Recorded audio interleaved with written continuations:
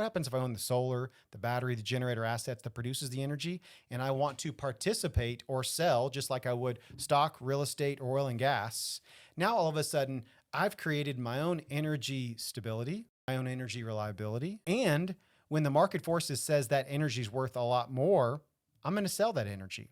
But yeah, but do you honestly get to participate in that structure? Because from what I understand, you're getting a substantial discount. So there's a few different market rules, or we'll say a market programs that you can sign up for. And the way that the programs work is probably one of two different things. One program is called demand response.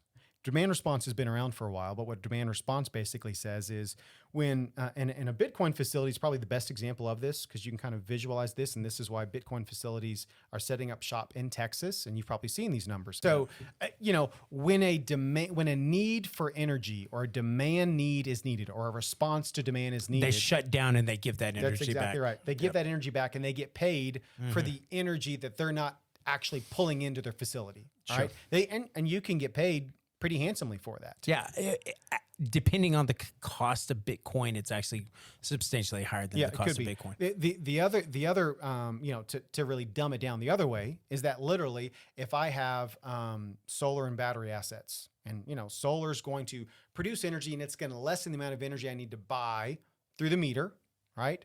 And then if I store some energy in a battery, I can discharge that energy either into my facility or I can discharge that energy into the actual grid and get paid for that energy.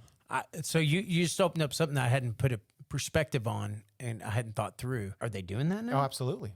So I did not know you were actually discharging your batteries back into the grid. I've told people, I think one of the greatest impacts in the next 10 plus years in technology is the improvement in the technologies of batteries. And that's across the whole landscape, either from your cell phone battery, your computer battery, your car battery, to your utility scale battery, to the battery you put on your house, your business, your office.